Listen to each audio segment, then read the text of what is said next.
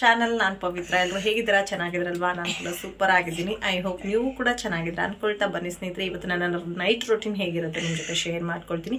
So ಮಾರ್ನಿಂಗಿಂದನೇ vlog start ಆಗಿತ್ತು, but ನಾನು ಇದನ್ನ ಪಾರ್ಟ್ 1 ಪಾರ್ಟ್ 2 ಆಗಿನೇ ಶೇರ್ ಮಾಡ್ಕೊಳ್ತಾ ಇದ್ದೀನಿ. ಅಂದರೆ ಬೇರೆ ಬೇರೆ ವಿಡಿಯೋ ಆಗಿ ಶೇರ್ ಮಾಡ್ತಾ ಇದ್ದೀನಿ. ಯಾಕೆ ಅಂದರೆ ತುಂಬಾ ಲೆಂತಿ ಆಗಿಬಿಡುತ್ತೆ ವಿಡಿಯೋ. ಸೊ ಹಾಗಾಗಿ ನಾನು ಇದನ್ನು ಪಾರ್ಟ್ 1 ಮತ್ತು ಪಾರ್ಟ್ 2 ಆಗಿ ಶೇರ್ ಮಾಡ್ಕೊಳ್ತಾ ಇದ್ದೀನಿ. ಸೊ ಮಾರ್ನಿಂಗಿಂದ ನೈಟ್ವರೆಗೂ ಈವ್ನಿಂಗ್ವರೆಗೂ ಏನು ರೂಟೀನ್ ಆಯಿತು ಅದನ್ನ ಒಂದು ವಿಡಿಯೋ ಶೇರ್ ಮಾಡ್ಕೊಂಡಿದ್ದೀನಿ. ಹಾಗೆ ಇವಾಗ ನನ್ನ ಒಂದು ನೈಟ್ ಫುಲ್ ರೂಟೀನ್ ಹೇಗಿರುತ್ತೆ ಅದನ್ನು ಕೂಡ ನಾನು ಇವತ್ತು ಶೇರ್ ಮಾಡ್ಕೊಳ್ತಾ ಇದ್ದೀನಿ.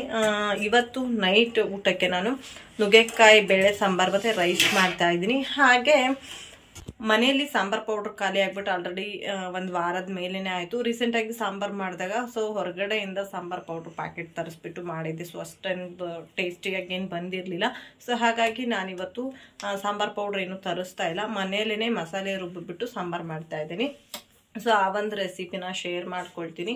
ಸೊ ಅದು ನುಗ್ಗೆಕಾಯಿ ಸಾಂಬಾರು ತುಂಬಾ ಟೇಸ್ಟಿಯಾಗಿ ಬರುತ್ತೆ. ಸೊ ಮಸಾಲೆ ರುಬ್ಬಿಬಿಟ್ಟು ಹಾಕಿದ್ರೆ ತುಂಬಾ ಚೆನ್ನಾಗಿ ಬರುತ್ತೆ. ಸೊ ಅದನ್ನು ಶೇರ್ ಮಾಡ್ಕೊಳ್ತೀನಿ. ಸಾಂಬಾರ್ ಪೌಡ್ರ್ ರೆಸಿಪಿನ ಮತ್ತೆ ಖಂಡಿತ ಶೇರ್ ಮಾಡ್ತೀನಿ ಸ್ನೇಹಿತರೆ. ಸೊ ಸಾಂಬಾರ್ ಪೌಡ್ರ್ ಮಾಡಬೇಕು. ಸೊ ಮಸಾಲೆ ಲಿಸ್ಟ್ಗಳನ್ನೆಲ್ಲ ಮಾಡಿ ಇಟ್ಟಿದ್ದೀನಿ. ಸೊ ಅದನ್ನು ನಮ್ಮ ಮನೆಯವ್ರು ತೊಗೊಂಡು ಬಂದ ತಕ್ಷಣ ನಾನು ಸಾಂಬಾರ್ ಪೌಡ್ರ್ ಮಾಡ್ತೀನಿ. ಸೊ ಆ ಒಂದು ರೆಸಿಪಿನೂ ಕೂಡ ಖಂಡಿತ ನಾನು ನಿಮ್ಮ ಜೊತೆ ಶೇರ್ ಮಾಡ್ಕೊಳ್ತೀನಿ. ಭಟ್ರ ಮನೆ ಶೈಲಿಯ ಸಾಂಬಾರ್ ಪೌಡ್ರ್ ಹೇಗಿರುತ್ತೆ, ಅಥವಾ ನಮ್ಮ ರಾಣೆಬೆನ್ನೂರು ಸೈಡು ಅಥವಾ ಹಾವೇರಿ ಸೈಡು ಸಾಂಬಾರ್ ಪೌಡ್ರನ್ನ ಹೇಗೆ ಮಾಡ್ತಾರೆ, ನಾವೆಲ್ಲ ಖಾರ ಹಾಕ್ಬಿಟ್ಟು ಮಾಡಲ್ಲ, ಅದನ್ನೆಲ್ಲ ನಾನು ನಿಮ್ಮ ಜೊತೆ ಶೇರ್ ಮಾಡ್ಕೊಳ್ತೀನಿ. ಅದೆಲ್ಲ ವಿಡಿಯೋಸ್ಗಳನ್ನು ನೀವು ಮಿಸ್ ಮಾಡದೆ ನೋಡ್ತೀರಾ ಅಂತ ಅಂದ್ಕೊಂಡಿದ್ದೀನಿ. ಸೊ ಇವಾಗ ವಿಡಿಯೋನ ಸ್ಟಾರ್ಟ್ ಮಾಡೋಣ.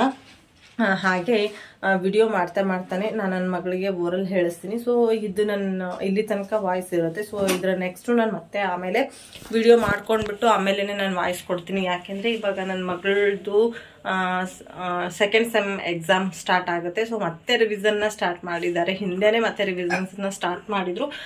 ಈ ಮಂತ್ ಎಂಡಲ್ಲಿ ಏನೋ ಅವ್ರದ್ದು ಆ್ಯನ್ಯುವಲ್ ಎಕ್ಸಾಮ್ ಇರ್ಬೋದು ಅಂತ ಅನ್ಕೊಳ್ತೀನಿ. ಸೊ ತಲೆ ಮೇಲೆ ಅಂದ್ರೆ ಬೀಳ್ಸ್ಕೊಂಡ್ರಿ ಚಾಕು ಇದ್ದೆ ನೋಡಲಿ, ಇದು ಐತಿ ಕತ್ರಿ, ಇದು ಮುಟ್ಟಿದೆಪ್ಪ ನೋಡಿ, ಹಿಂಗಂದಿ ಅಂದ್ರೆ ಬೀಳ್ತತದ್ದೆ, ಹಿಂಗಂದಿ ಅಂದ್ರೆ ಬೀಳ್ತತದ್. ತಲೆ ಮೇಲೆ ಬಿತ್ತು ಅಂದ್ರೆ ಗಾಯ ಕತ್ತಾನೆ.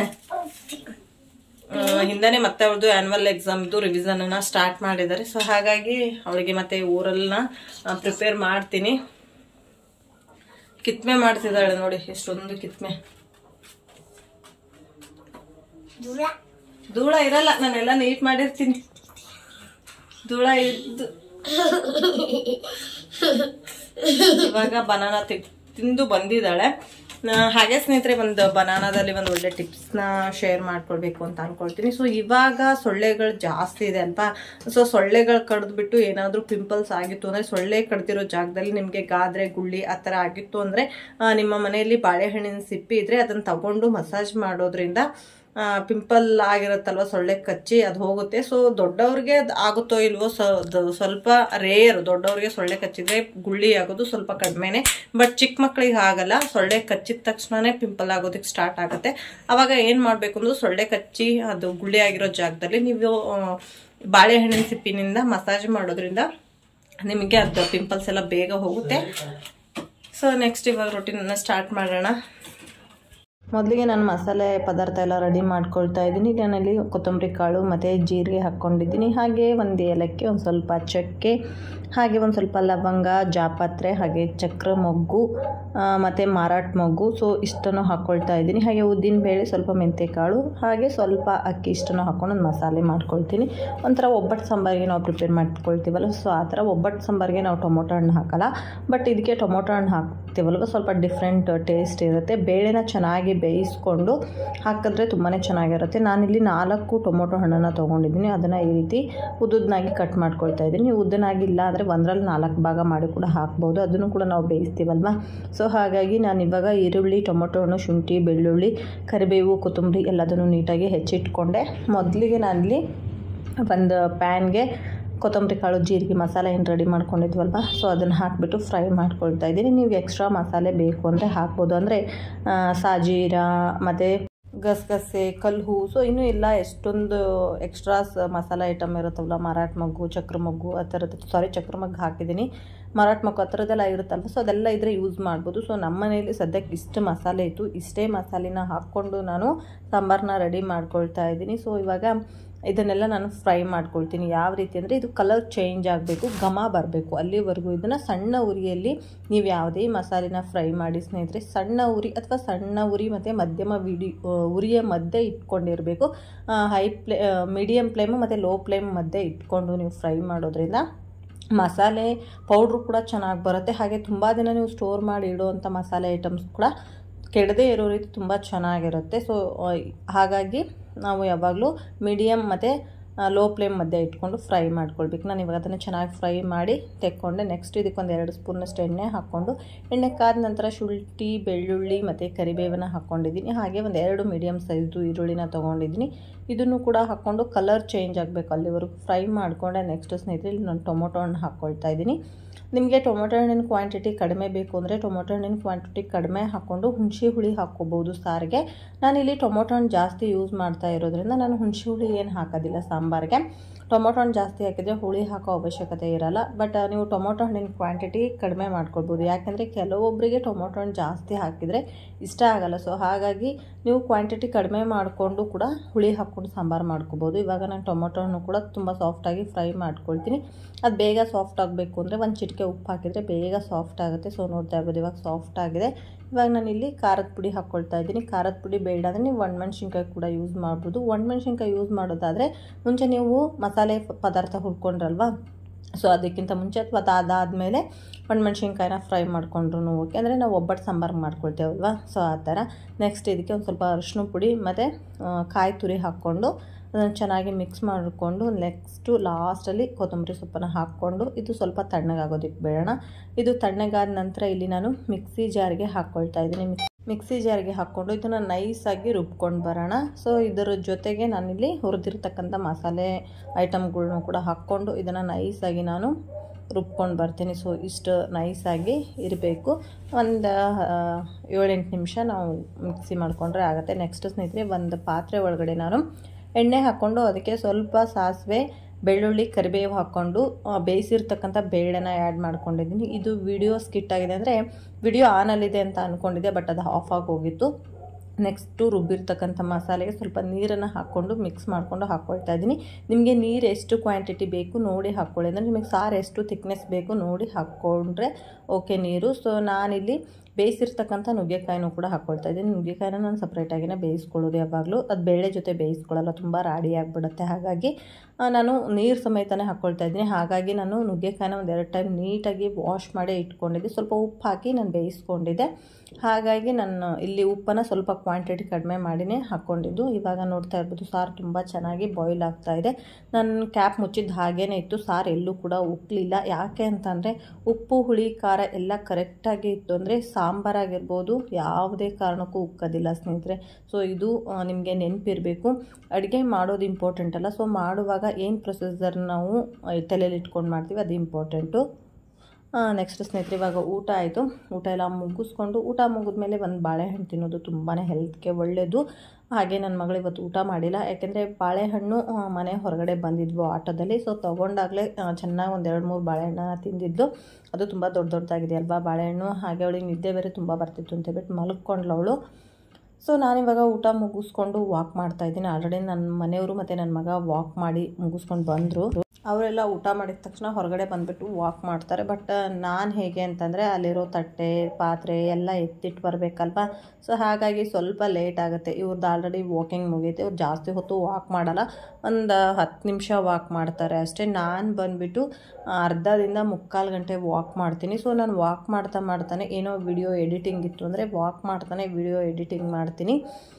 ಇಲ್ಲ ಅಂದರೆ ಸುಮ್ಮನೆ ಹಾಗೇ ವಾಕ್ ಮಾಡ್ತಿರ್ತೀನಿ. ಸೊ ವಾಕ್ ಮಾಡೋದಕ್ಕೆ ಯಾರಿಗೆಲ್ಲ ಬೇಜಾರಿರುತ್ತೆ, ಸೊ ಉಂಡ ತಕ್ಷಣ ಯಾರು ವಾಕ್ ಹೋಗಬೇಕು ಅಂತ ಹೇಳ್ಬಿಟ್ಟು ಏನಾದರೂ ಬೇಜಾರಲ್ಲಿದ್ರಿ ಅಂದರೆ ಒಂದು ಟಿಪ್ಸು, ಮೊಬೈಲ್ ನೋಡ್ಕೊಳ್ತಾ ವಾಕ್ ಮಾಡಿ. ಸೊ ನಿಮಗೆ ವಾಕ್ ಮಾಡಿದ್ದೀವಿ ಅಂತ ಅನ್ಸೋದೇ ಇಲ್ಲ, ವಾಕ್ ಮಾಡಿದಾಗೂ ಇರುತ್ತೆ, ನಿಮಗೆ ಎಂಟರ್ಟೈನ್ಮೆಂಟ್ ಸಿಕ್ಕಾಗೂ ಇರುತ್ತೆ. ಸೊ ನಾನು ವಿಡಿಯೋ ನೋಡ್ತಿರ್ತೀನಿ. ಎಡಿಟಿಂಗ್ ಇಲ್ಲ ಅಂದರೆ, ಎಡಿಟಿಂಗ್ ಇತ್ತು ಅಂತಂದರೆ ಎಡಿಟಿಂಗ್ ಎಷ್ಟು ಸಾಧ್ಯ ಆಗುತ್ತೋ ಅಷ್ಟು ಎಡಿಟಿಂಗ್ ಮಾಡಿಕೊಂಡು ವಿಡಿಯೋ ಮಾಡ್ತೀನಿ. ನಾನು ಹೋದಾಗ ಟೈಮ್ ಬಂದುಬಿಟ್ಟು 9:45 ಆಗಿತ್ತು. ಇವಾಗ ಆಲ್ರೆಡಿ 10:15 ಆಗಿದೆ. ಹಾಗೆ ನಮ್ಮದು ಹಾಲು ನೋಡ್ತಾ ಇರ್ಬೋದು ಎಷ್ಟು ಗಲೀಜಾಗಿದೆ ಅಂತ ಹೇಳ್ಬಿಟ್ಟು ಅದು ನೆಕ್ಸ್ಟ್ ಕ್ಲೀನಿಂಗ್ ಮಾಡ್ಕೊಳ್ತೀನಿ. ಅದಕ್ಕಿಂತ ಮುಂಚೆ ಸ್ನೇಹಿತರೆ ಪಾತ್ರೆ ಎಲ್ಲ ವಾಶ್ ಮಾಡ್ಕೊಳ್ತೀನಿ.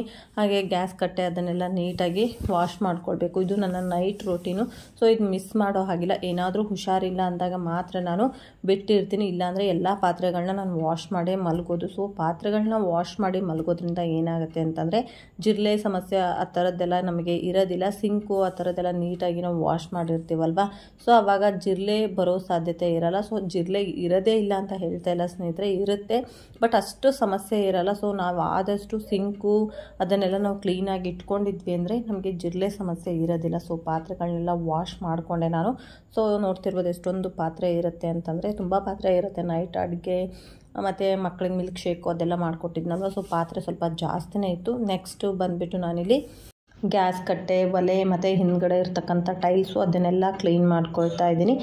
ಸಾಂಬಾರಿಗೆ ಒಗ್ಗರಣೆ ಕೊಡ್ತಿರ್ತೀವಿ ಅಥವಾ ನಾವು ಏನಾದರೂ ಕೆಲಸ ಮಾಡ್ತಿರ್ತೀವಿ ಅಂದಾಗ, ಅಥವಾ ಕುಕ್ಕರ್ ವಿಸಿಲ್ ಹೊಡೆದಾಗಲೂ ಕೂಡ ಹಿಂದ್ಗಡೆ ಸ್ವಲ್ಪ ಅದು ಇದು ಸಿಡ್ದೋಗಿರುತ್ತೆ. ಸೊ ಹಾಗಾಗಿ ಡೈಲಿ ಕ್ಲೀನ್ ಮಾಡ್ಕೊಳ್ತಾ ಇರ್ತೀನಿ. ನನ್ನ ಡೈಲಿ ರೂಟೀನ್ ಸ್ನೇಹಿತರೆ ಇದು.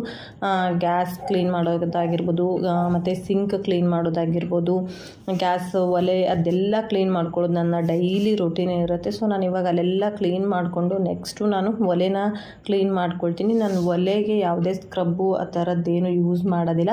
ಸ್ವಲ್ಪ ಏನಾದರೂ ಕಲೆ ಇತ್ತು ಅನ್ನೋ ಹಾಗಿದ್ರೆ ಸೋಡಾ ಪುಡಿ ಹಾಕಿಬಿಟ್ಟು ನೀರು ಸ್ಪ್ರಿಂಕಲ್ ಮಾಡಿಬಿಟ್ಟು ಒಂದು 5 ನಿಮಿಷ ಬಿಟ್ಟಿರ್ತೀನಿ. ಆಮೇಲೆ ಕ್ಲೀನಾಗಿ ಈ ಥರ ಒಂದು ಕ್ಲಾತಲ್ಲಿ ಒರೆಸ್ಕೊಂಡು ಬಿಡ್ತೀನಿ. ಸೊ ಒಂದು ಕಾಟನ್ ಕ್ಲಾತಲ್ಲಿ ಒರೆಸ್ಕೊಂಡ್ರೂ ಓಕೆ.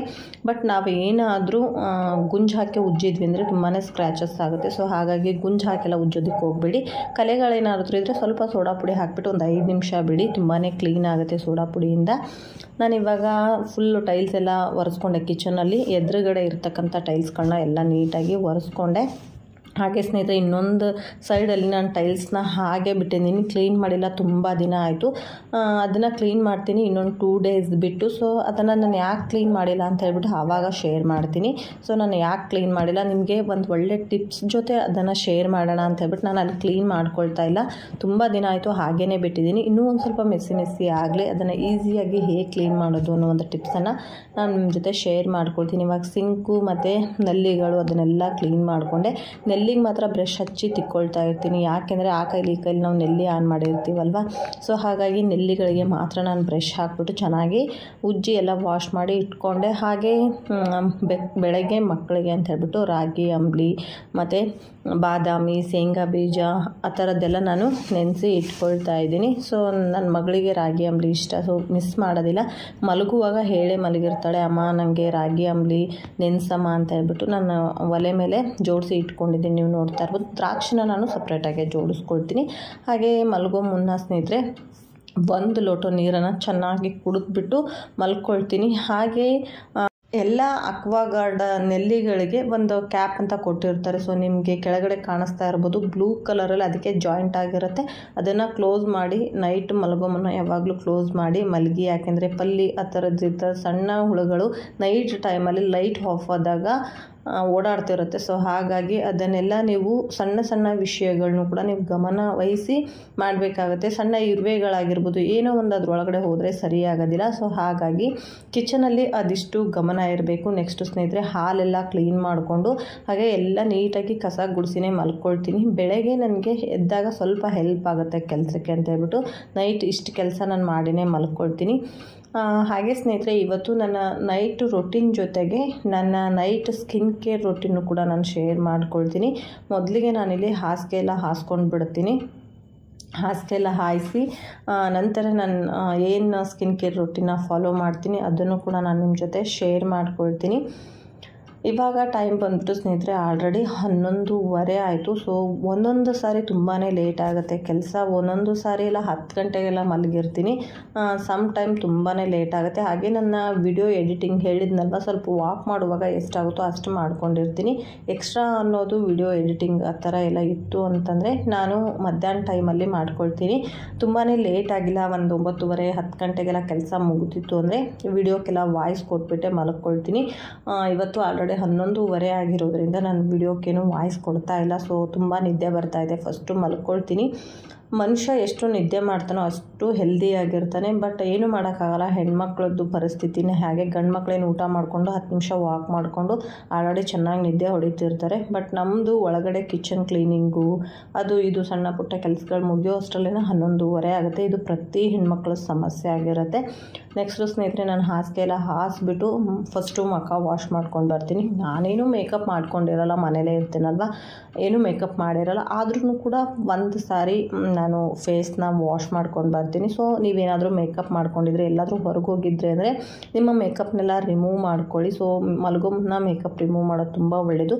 ಬಟ್ ನಾನು ಎವ್ರಿ ಡೇ ಮಲಗೋ ಮುನ್ನ ಫೇಸ್ ವಾಶ್ ಮಾಡಿ ಮಲ್ಕೊಳ್ತೀನಿ. ಬಟ್ 2 ದಿನಕ್ಕೊಂದು ಸಾರಿ 3 ದಿನಕ್ಕೊಂದು ಸಾರಿ ನಾನು ಬಾದಾಮ್ ಆಯಿಲ್ನ ನನ್ನ ಫೇಸ್ಗೆ ಹಚ್ಕೊಳ್ತಾ ಇರ್ತೀನಿ. ಸೊ ರೆಗ್ಯುಲರಾಗಿ ಏನು ಯೂಸ್ ಮಾಡಲ್ಲ. ಸೊ 2 ದಿನ 3 ದಿನಕ್ಕೆ ಒಂದೊಂದು ಸಾರಿ ಹಚ್ಕೊಳ್ತಾ ಇದ್ದೀನಿ. ಒಂದು ಸ್ವಲ್ಪ ಬಾದಾಮ್ ಆಯಿಲ್ನ ಹಾಕ್ಕೊಂಡು ಈ ರೀತಿ ಕೈಯಲ್ಲಿ ಹಾಕ್ಕೊಂಡು ಚೆನ್ನಾಗಿ ಮಸಾಜ್ ಮಾಡಿಕೊಳ್ಬೇಕು. ಮಿನಿಮಮ್ 1-2 ಸೆಕೆಂಡ್ ಮಾಡಿಕೊಂಡ್ರೆ ಸಾಕು. ಅಂದರೆ ಕೈಯಲ್ಲಿ ಎಣ್ಣೆ ಬಿಸಿ ಆಗುತ್ತೆ, ಅಂದರೆ ಉಜ್ತಿರ್ತೀವಲ್ವ, ಲೈಟಾಗಿ ಅದು ಬಿಸಿ ಆ ಥರ ಫೀಲ್ ಕೊಡುತ್ತೆ. ಅದನ್ನು ಹಚ್ಕೊಂಡು 1-2-3 ನಿಮಿಷ ನೀವು ನಿಮ್ಮ ಒಂದು ಮುಖನ ನೀಟಾಗಿ ಮಸಾಜ್ ಮಾಡಿಕೊಂಡ್ರೆ ಸ್ಕಿನ್ನು ಚೆನ್ನಾಗಿರುತ್ತೆ. ನಮ್ಮ ಸ್ಕಿನ್ಗಾಗಿರ್ಬೋದು, ನಮ್ಮ ತಲೆ ಕೂದಲಿಗಾಗಿರ್ಬೋದು. ಸೊ ಬಾದಾಮ್ ಆಯಿಲ್ ತುಂಬ ಒಳ್ಳೆಯದು ಸ್ನೇಹಿತರೆ. ಹಾಗೆ ಸ್ನೇಹಿತರೆ, ಇದರ ಜೊತೆ ಇವತ್ತಿನ ವ್ಲಾಗ್ ಕೂಡ ಎಂಡ್ ಮಾಡ್ತಾ ಇದ್ದೀನಿ.